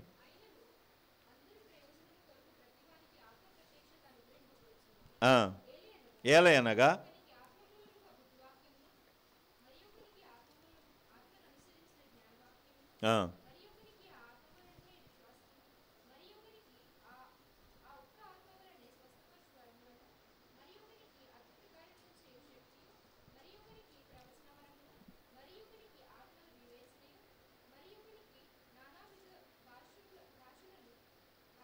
భాషలను మరి ఒకనికి భాషలో అర్థము చెప్పు శక్తియు అనుగ్రహింపబడి ఉన్నవి. హల్లెలూయా.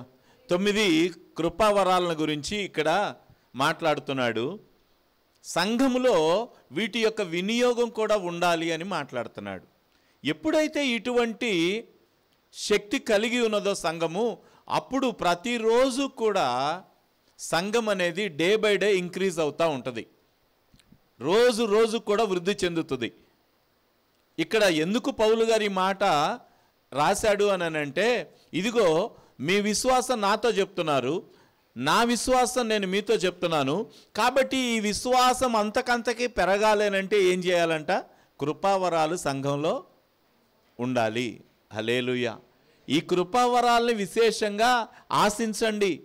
అందుకనే నేను గనక త్వరగా వస్తే మీ మధ్యకి ఈ కృపావరాలు మీకు ఇవ్వాలని నేను ఆశపడుతున్నాను. హల్లెలూయా. సంఘములో విశ్వాసం ఉంటే సరిపోదు, సంఘము వృద్ధిలోనికి వెళ్ళాలి. సంఘం వృద్ధిలోనికి వెళ్ళాలి అని అంటే జ్ఞానవాక్యం చెప్పేవాళ్ళు కావాలి, తర్వాత బుద్ధివాక్యం చెప్పేవాళ్ళు కావాలి, తర్వాత విశ్వాసమును పెంచేవాళ్ళు కావాలి, స్వస్థపరచు వరం ఉన్నవాళ్ళు కావాలి, అద్భుత కార్యాలు చేయు శక్తి ఉన్నవాళ్ళు కావాలి. అయితే ఇవన్నీ కూడా ఒక పాస్టర్లోనే ఆశిస్తున్నారు.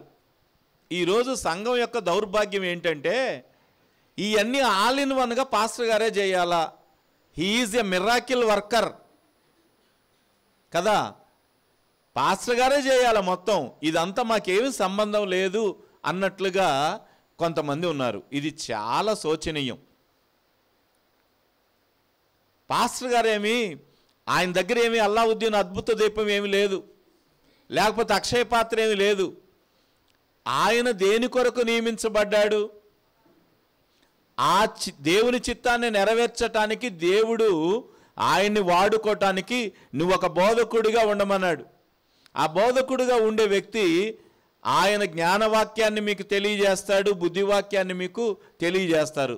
కాదండి, ప్రవచన వరం కూడా మీకే ఉండాలా, అద్భుతాలు కూడా మీరే చేయాలా, అన్నీ ఆల్ ఇన్ వన్. చచ్చిపోయిన కూడా మీరే లేపాలా. మిగతా వాళ్ళందరూ ఏం చేస్తున్నట్టు?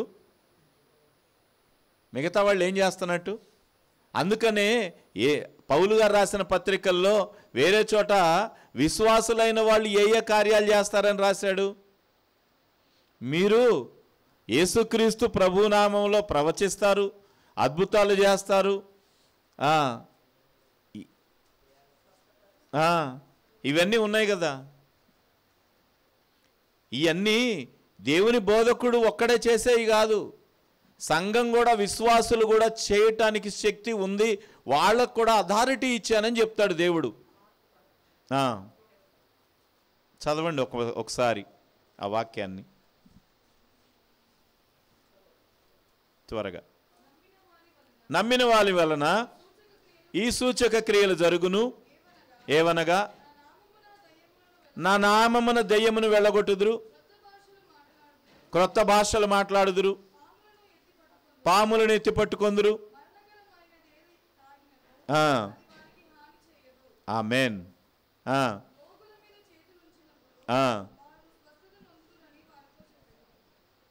ఎక్కడమ్మా వచనం చెప్పు, ఆన్లైన్లో ఉన్న వాళ్ళకు కూడా.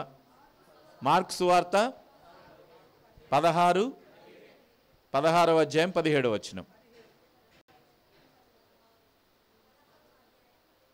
15వ వచనం. దేవునికి స్తోత్రం కలుగునుగాక. కనుక నమ్మిన వాని వలన ఈ సూచక క్రియలు జరుగును అన్నాడు. శిష్యుల వలన కానీ అపోస్తలుల వలన కానీ అని చెప్పలా.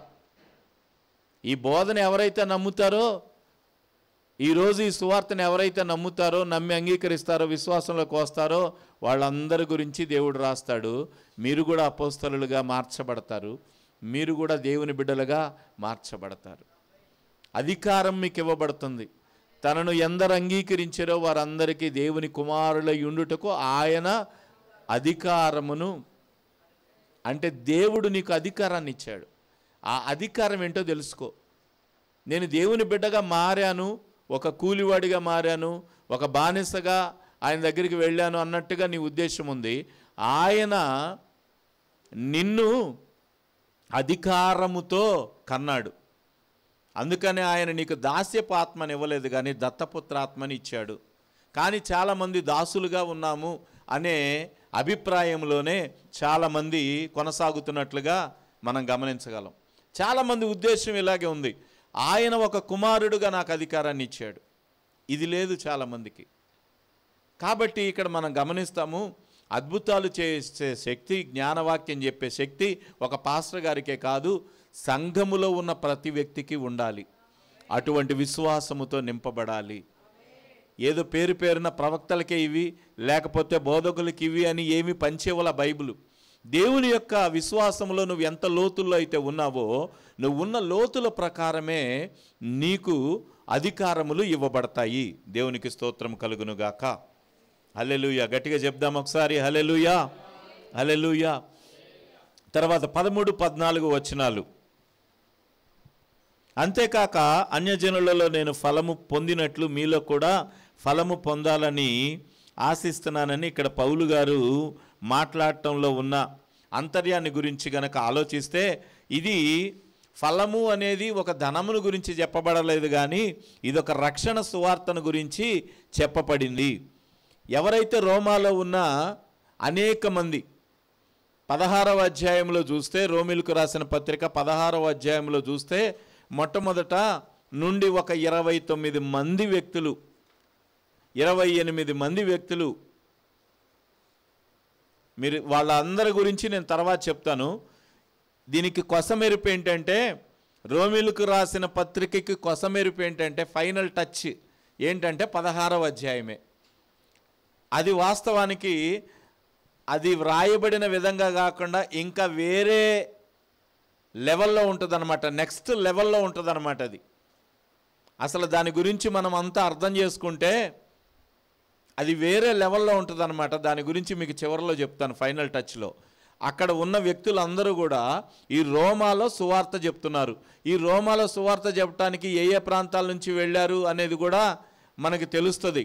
ఫీబే అనే ఆమె కెంక్రేయ నుంచి వెళ్ళింది, అకులా ప్రిస్కిల్లా అనేవాళ్ళు, ఇంకా అక్కడ అనేక మంది గురించి మనం చూస్తాం. వాళ్ళందరి గురించి ఒకళ్ళొక్కళ్ళ గురించి నేను వివరంగా మీకు చివరి రోజు చెప్తాను. హల్లెలూయా. డాడీ చెప్పినట్టుగా, డాడీ మాట ఒకటి నాకు బాగా ఇష్టం ఏంటంటే, మీరు రక్తం కొంచెం వేడెక్కాల కదా, రక్తం వేడెక్కినప్పుడే బాగా ఉంటుంది వినటానికి కూడా, అది మన హృదయంలోకి తీసుకోవడానికి కూడా మంచిగా ఉంటుంది. అలా రక్తం వేడెక్కుద్ది అనమాట అది విన్నప్పుడు. దేవునికి స్తోత్రం కలుగునుగాక.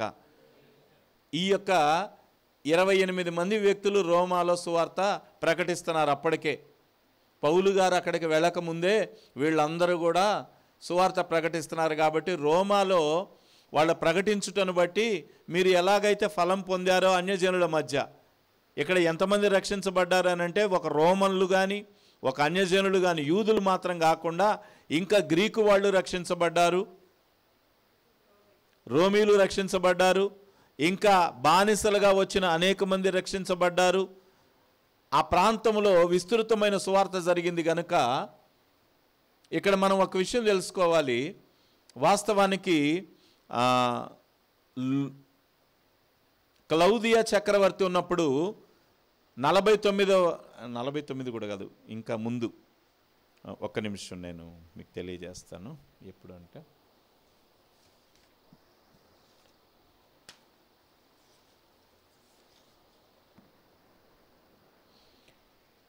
క్రీస్తు శకం 41వ సంవత్సరం నుంచి 54వ సంవత్సరం వరకు పరిపాలించిన రోమన్ చక్రవర్తి అయిన క్లౌదియా చక్రవర్తి రోమాను పరిపాలిస్తూ ఉన్నప్పుడు యూదులు ఎవరు కూడా రోమాలో ఉండకూడదని ఆయన ఆజ్ఞాపించాడు. అందుకని అపోస్తల కార్యంలో మనం చూస్తాము, క్లౌదియా చక్రవర్తి రోమాలో యూదులు ఎవరు కూడా ఉండకూడదని ఆజ్ఞాపించినందున అకుల ప్రిస్కిల్లా అనువారు కొరింథీకి కొత్తగా వచ్చిన వారు ఇటలీ నుండి అని చెప్పి రాయబడుతుంది. ఈయన 41వ సంవత్సరం క్రీస్తు శకం 41వ సంవత్సరం నుంచి 54వ సంవత్సరం వరకు పరిపాలించాడు. ఈ పరిపాలనా కాలంలో ఈ పౌలు గారు ఇప్పుడు రాస్తున్నదేమో 57వ సంవత్సరం. 54 వరకు అసలు యూదులు ఎవరు కూడా రోమాలో ఉండకూడదని ఆజ్ఞ కనుక యూదులందరూ వదిలిపెట్టి వెళ్ళిపోయారు. అటువంటి సందర్భంలో మరి క్లౌదియా చక్రవర్తి చనిపోగానే మరలా ఈ యూదులందరూ ఏం చేశారు, వెంటనే మరలా తిరిగి రోమాకి వెళ్ళి అక్కడ దేవుని సువార్తను ప్రకటించడం జరిగింది. ఆమెన్. అంతేకాదు యూదులైన వారు కొంతమంది రహస్యముగా కూడా అక్కడ వారి ఇళ్లలోనే ఉంటూ వారి ఐడెంటిటీ బయటపడకుండా వారు రహస్యముగా సంఘాలు కూడా జరిగించినట్లుగా మనకు అర్థమవుతుంది. దేవునికి స్తోత్రం. కనుక ఇటువంటి ఫలము మీరు పొందారు అంటే ఒక కష్టసాధ్యమైన పనిని మీరు చేశారు. ఒక ప్రొహిబిషన్ కాలంలో కూడా మీరు గొప్ప పరిచర్యని దేవుని కోసం చేసి అనేక మందిని దేవుని వైపు తిప్పారు. నేను కూడా ఇటువంటి ఫలము పొందాలని, అంటే మీరు రక్షించగా ఇంకా ఎవరైతే మిగిలి ఉన్నారో అటువంటి వారిని నేను రక్షించాలి, ఆ ఫలము నేను కూడా రోమాలో పొందాలని ఆశ కలిగిన వ్యక్తిగా ఇక్కడ పౌలు గారు తను తాను పరిచయం చేస్తూ, ఈ సువార్త విషయమై నేనేమి సిగ్గుపడేవాడిని కాదు, ఎందుకంటే మీరు ప్రకటించారు కాబట్టి మీరు ప్రకటించిన స్థానంలో నేను ఎలా ప్రకటిస్తానని అనుకునేవాడిని కానీ, లేకపోతే యూదుడనైన నేను అన్యజనులకు ప్రకటించడం ఏంటి అనే ఉద్దేశాలు కానీ నాలో ఏమీ లేవు. నేను ఎవరి మధ్య అయినా సరే నేను ప్రకటించటానికి సిద్ధ మనసును కలిగి ఉండి వస్తున్నానని చెప్పాడు. అందుకనే తిమోతికి రాసిన మొదటి పత్రిక 5వ అధ్యాయం 8వ వచనములో ఒక మాట చెప్తాడు. ఎవడైనాను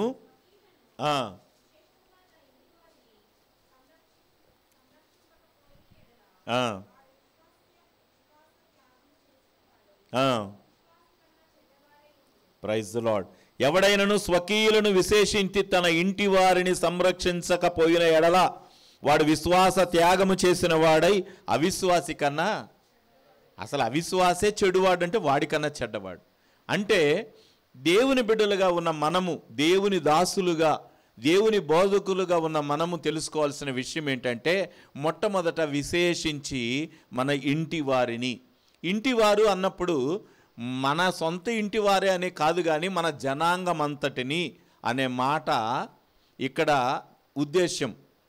ఈ మాట యొక్క ఉద్దేశ్యం ఏంటంటే, తన ఇంటివారు అని అంటే తన స్వంత ఇంటివారు, తర్వాత తన రక్త సంబంధులు అని కూడా ఉద్దేశం వస్తుంది, తన జనాంగం అనేది కూడా ఉద్దేశం వస్తుంది.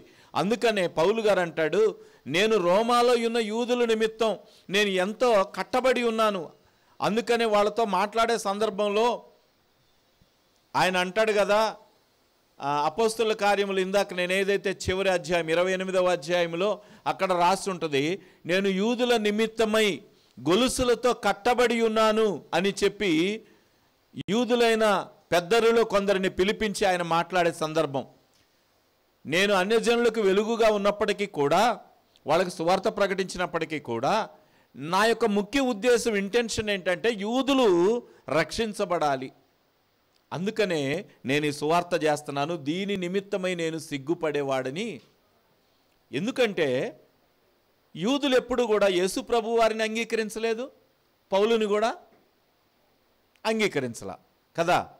యూదులు యేసుక్రీస్తు ప్రభు వారిని అంగీకరించలేదు, పౌలుని కూడా యూదులు అంగీకరించలేదు. అంగీకరించబడని వాళ్ళ మధ్యకెళ్ళి సువార్త చెప్పాలంటే ఎలా ఉంటుంది మీరు చెప్పండి? ఎవరైనా రక్షించబడి మనవాళ్ళు కాకుండా, లేకపోతే సువార్త అంటే ఇష్టం లేని వాడి ఇంటికి వెళ్ళి సువార్త చెప్పాలంటే ఎలా ఉంటుంది? ఎంత కష్టంగా ఉంటుంది మీరు చెప్పండి. వాళ్ళు పిచ్చి పిచ్చిగా ప్రవర్తిస్తుంటారు. మనం కూర్చోమంటే వాళ్ళు నిలబడినట్టుగా ఉంటుంది అనమాట. అంటే మనం ఏదైతే చెబుతామో దానికి వ్యతిరేకం చేస్తూ ఉంటారు. తొలి రోజుల్లో సువార్త చెప్పడానికి ఎవరి ఇళ్ళకైనా వెళ్తే వాళ్ళు కనీసం కూర్చొని మర్యాద కూడా ఇవ్వరు, మనకి లేవరు, కనీసం మంచినీళ్ళు కూడా ఇవ్వరు. అని మాట్లాడుతూ ఉంటారు, కోపంగా పరుషంగా మాట్లాడుతూ ఉంటారు. అయితే అప్పుడు మనకి బాధ అనేది అనిపిస్తుంది కదా, ఇంత గొప్ప సువార్తను నేను వీళ్ళ ఇంటికి తీసుకొని వస్తే వీళ్ళు ఎందుకు ఇలా ప్రవర్తిస్తున్నారని అనిపిస్తుంది. అయితే పౌలు గారు అంటాడు, నేను సువార్త నిమిత్తమై సిగ్గుపరచబడేవాడను. ఈ సువార్త ప్రకటించే విషయంలో నాకు సిగ్గే లేదు. కనుక మనం కూడా నేర్చుకోవాల్సింది ఏంటంటే, దేవుని సువార్త విషయమై సిగ్గు పడేవారుగా మనం ఎప్పుడు కూడా ఉండొద్దు. దేవునికి స్తోత్రం కలుగునుగాక. హల్లెలూయా.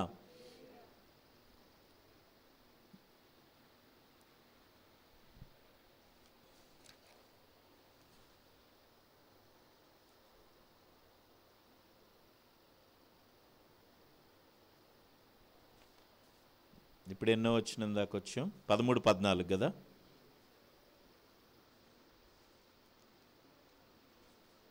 తర్వాత ఈ ఫలము గురించి చెప్తున్నాను కదా. రోమాలో ప్రకటించినందు వలన తనకు కూడా ఒక ఫలము కలగాలని పౌలు గారు ఆశిస్తున్నాడు.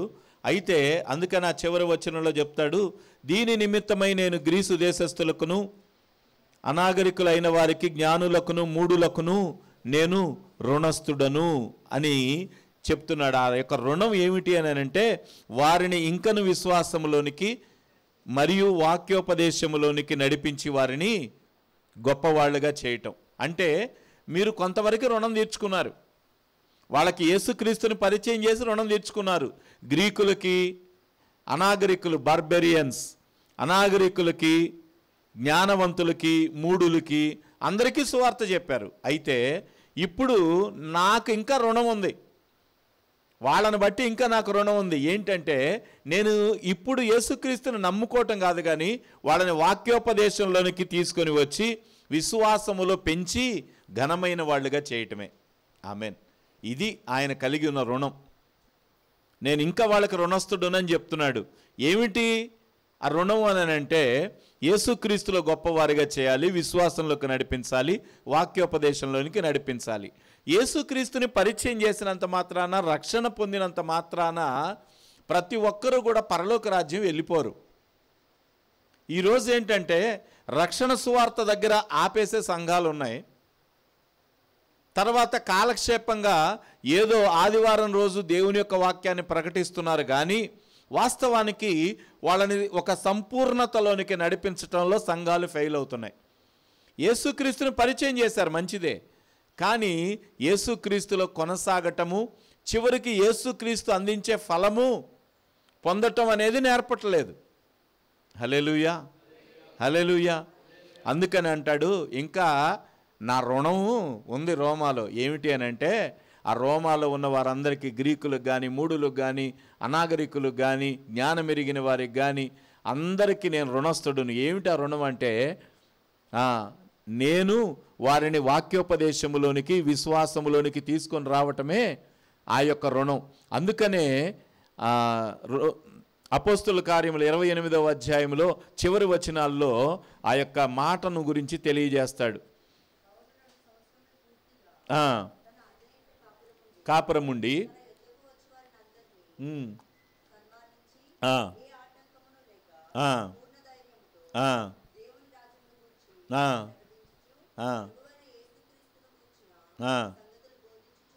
ఆమేన్, హల్లెలూయా. ఏం చేశాడు? 2 సంవత్సరాలు తన అద్దె ఇంట కాపురం ఉండి ఆయన దేవుని యొక్క విశ్వాసాన్ని, వాక్యోపదేశాన్ని ఎటువంటి అరమరికలు లేకుండా, ఆటంకాలు లేకుండా, భయము లేకుండా బోధించాడు. దేవునికి స్తోత్రం కలుగునుగాక. తన రుణాన్ని ఈ రీతిగా ఆయన తీర్చుకున్నట్లుగా ఉన్నాడు. ఈ యొక్క మాట చెప్పుకొని బ్రేక్కి వెళ్దాం మనం.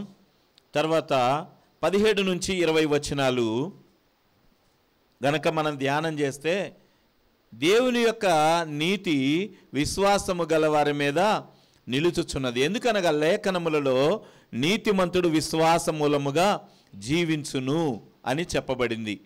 కనుక విశ్వాసము పెరుగుట కొరకు దేవుడు తన నీతిని వారి పట్ల వెల్లడి పరుస్తున్నాడు. అది ఏమిటనంటే, దేవుని గురించి ఏదైతే తెలియవలసి ఉన్నదో అది దేవుని చేత మాత్రమే తెలియజేయబడింది. మరియు ఆయన లక్షణములు అనగా నిత్యశక్తియు దైవత్వమును వారికి తెలియజేయబడనవి గనుక విశ్వాసముతో జీవించటానికి అవసరమైన అన్నిటిని గురించి వారికి బోధించాడు.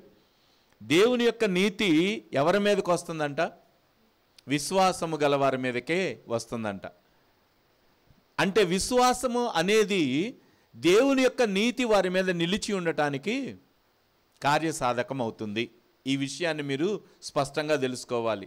దేవుని యొక్క నీతి మన మీద ఆపాదించబడాలి అని అంటే మనము విశ్వాసములో ముందుకు వెళ్ళాలి. అందుకనే అప్పుడే ఆయన దేని గురించి తెలియజేస్తాడు? నిత్యశక్తియు దైవత్వము. ఇవన్నీ ఎవరు తెలియజేస్తారంట? దేవుడే నీకు తెలియజేస్తాడు.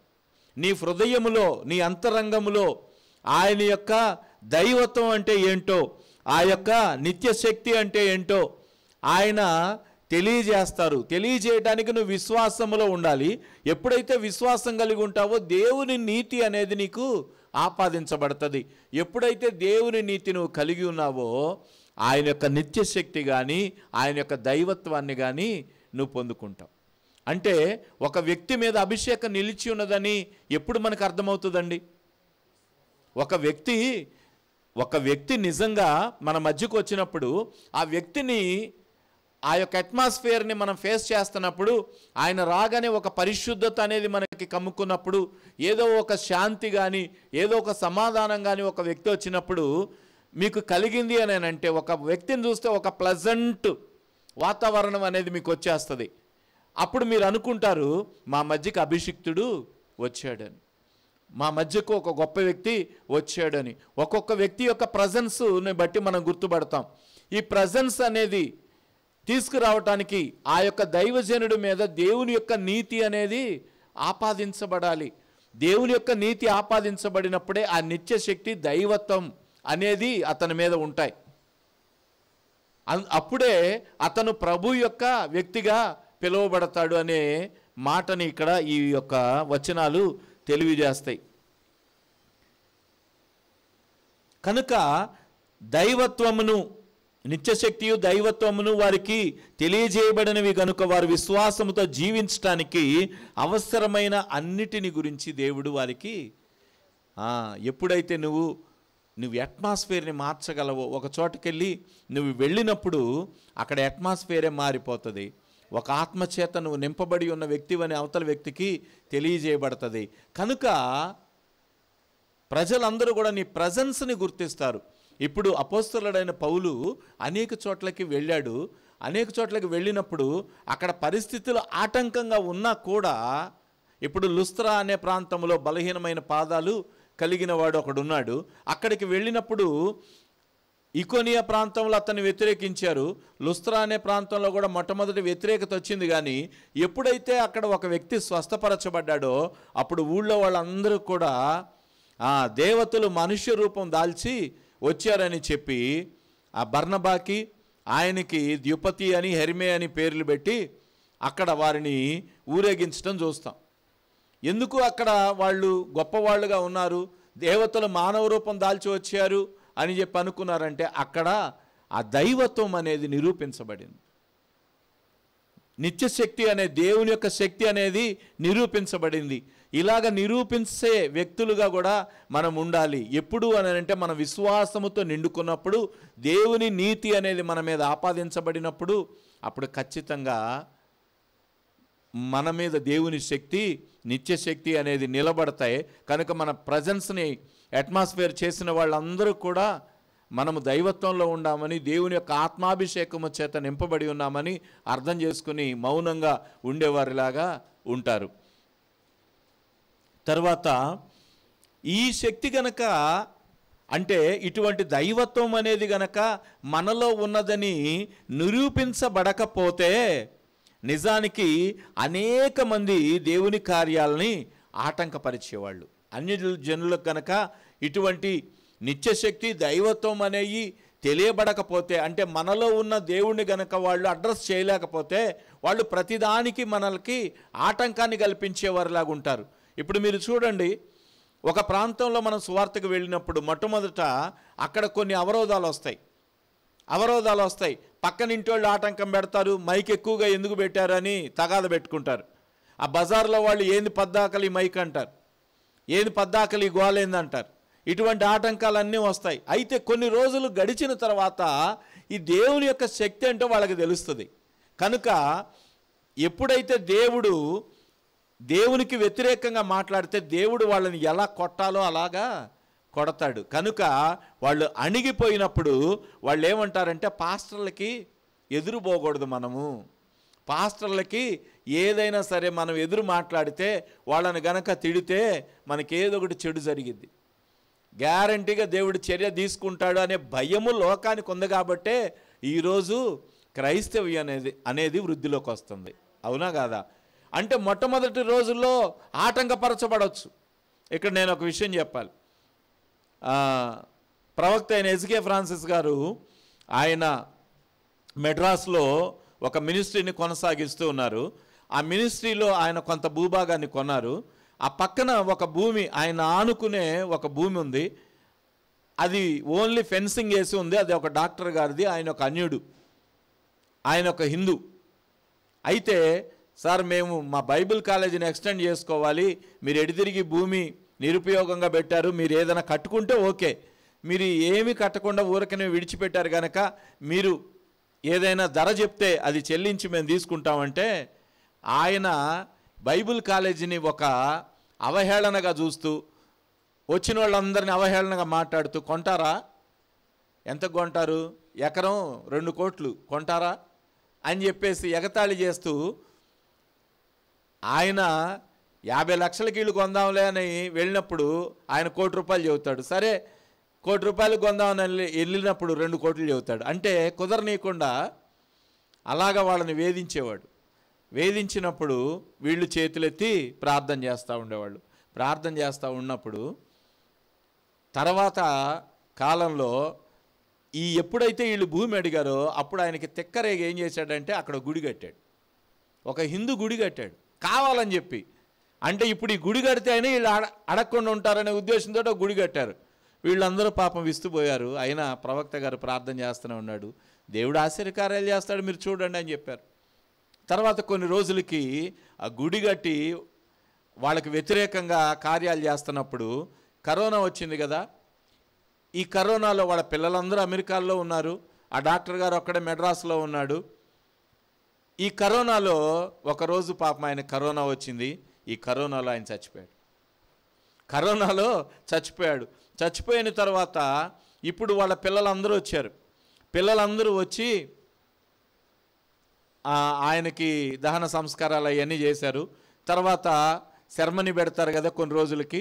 సెరమనీ అప్పుడు పాపం ఆ పాస్టర్ గారు వాళ్ళందరూ ఉన్నారు కదా, వీళ్ళు కండోలెన్స్ చెప్పారు, ఆయన చనిపోయాడని కండోలెన్స్ చెప్పారు కదా. సరే దినానికి వాళ్ళని కూడా పిలవండి అన్నారు.